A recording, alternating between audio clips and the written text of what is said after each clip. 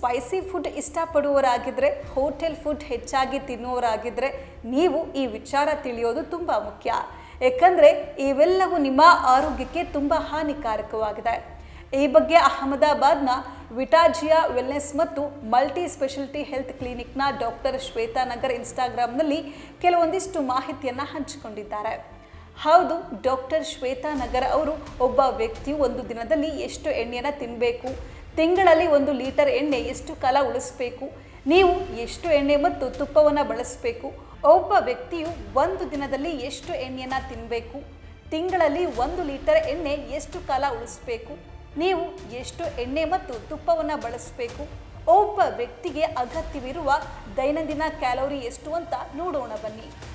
ಒಬ್ಬ ವ್ಯಕ್ತಿ ದಿನಕ್ಕೆ 15 ಮಿಲಿಲೀಟರಿಂದ 20 ಮಿಲಿಲೀಟರ್ ಎಣ್ಣೆ ಸೇವಿಸೋದು ಉತ್ತಮ ಅಂತ ಹೇಳಲಾಗುತ್ತೆ.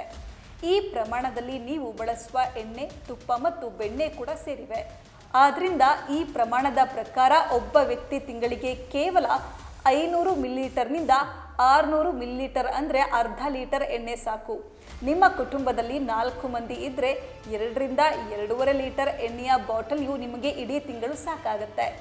ನಿಮ್ಮ ಮನೆಯಲ್ಲಿ ಎಷ್ಟು ಎಣ್ಣೆ ಬಳಸಲಾಗಿದೆ ಅಂತ ನೀವು ಊಹಿಸಿರ್ಬೋದು. ನಿಮ್ಮ ಮನೆಯಲ್ಲಿ ಇದಕ್ಕಿಂತ ಹೆಚ್ಚು ಎಣ್ಣೆ ಬಳಸ್ತಾ ಇದ್ದರೆ ನೀವು ಅದನ್ನು ಬಳಸುವ ವಿಧಾನವನ್ನು ಬದಲಾಯಿಸಬೇಕು. ಅಂದರೆ ನೀವು ಬಾಟಲಿಯಿಂದ ನೇರವಾಗಿ ಪ್ಯಾನ್ಗೆ ಎಣ್ಣೆ ಸುರಿದಾಗ ನೀವು ತಿಳಿಯದೆಯೇ ಹೆಚ್ಚು ಎಣ್ಣೆಯನ್ನು ಬಳಸ್ತೀರಿ.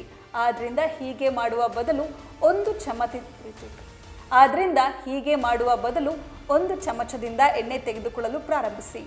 ಒಬ್ಬ ವ್ಯಕ್ತಿಗೆ ದಿನಕ್ಕೆ 2 ರಿಂದ 3 ಚಮಚ ಎಣ್ಣೆ ತಿಂದರೆ ಸಾಕು. ಅಂದರೆ ಪ್ರತಿಯೊಬ್ಬರು ಉಪಹಾರಕ್ಕೆ 1 ಚಮಚ ಎಣ್ಣೆ, ಮಧ್ಯಾಹ್ನದ ಊಟಕ್ಕೆ 1 ಚಮಚ ಎಣ್ಣೆ ಮತ್ತು ರಾತ್ರಿ ಊಟಕ್ಕೆ 1 ಚಮಚ ಎಣ್ಣೆಯನ್ನು ಸೇವಿಸಬೇಕು.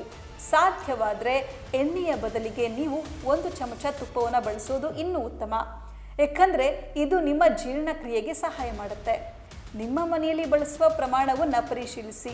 ನಂತರ ನೀವು ಬಳಸ್ತಾ ಇರುವ ಎಣ್ಣೆಯ ಪ್ರಮಾಣ ಸರಿಯಾಗಿದ್ದರೆ ಅದನ್ನು ಮುಂದುವರಿಸಿ.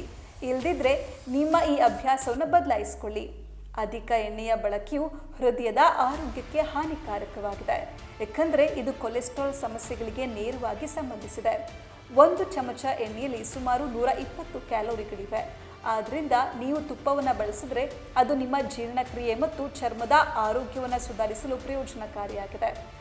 ಆದರೆ 1 ರಿಂದ 2 ಟೀ ಚಮಚದಷ್ಟು ಸೀಮಿತ ಪ್ರಮಾಣದಲ್ಲಿ ಮಾತ್ರ ತುಪ್ಪವನ್ನು ಬಳಸಿ. ನಿಮ್ಮ ಆಹಾರದಿಂದ ಕೊಬ್ಬಿನ ಆಹಾರವನ್ನು ಸಂಪೂರ್ಣವಾಗಿ ತೆಗೆದುಹಾಕಿಬಿಡಿ. ನಿಮ್ಮ ದೇಹವು ವಿಟಮಿನ್ ಎ, ಡಿ, ಇ ಮತ್ತು ಕೆ ಅನ್ನು ಹೀರಿಕೊಳ್ಳಲು ಕೊಬ್ಬು ಬೇಕಾಗುತ್ತೆ. ನಿಮ್ಮ ಆಹಾರದಿಂದ ಕೊಬ್ಬಿನ ಆಹಾರವನ್ನು ಸಂಪೂರ್ಣವಾಗಿ ತೆಗೆದುಹಾಕಿಬಿಡಿ. ನಿಮ್ಮ ದೇಹವು ವಿಟಮಿನ್ ಎ, ಡಿ, ಇ ಮತ್ತು ಕೆ ಅನ್ನು ಹೀರಿಕೊಳ್ಳಲು ಕೊಬ್ಬು ಬೇಕಾಗುತ್ತೆ. ಒಬ್ಬ ವ್ಯಕ್ತಿ ಅರ್ಧ ಲೀಟರ್ ನಿಯಮವನ್ನು ಕಟ್ಟುನಿಟ್ಟಾಗಿ ಅನುಸರಿಸಬೇಕು. ನಿಮ್ಮ ಕುಟುಂಬವು 1 ತಿಂಗಳಲ್ಲಿ ಎಷ್ಟು ಲೀಟರ್ ಎಣ್ಣೆಯನ್ನು ಬಳಸ್ತಾ ಇದೆ ಅಂತ ಅಂದಾಜು ಮಾಡಿ ಮತ್ತು ಪ್ರಮಾಣವನ್ನು ಸರಿಹೊಂದಿಸಿ.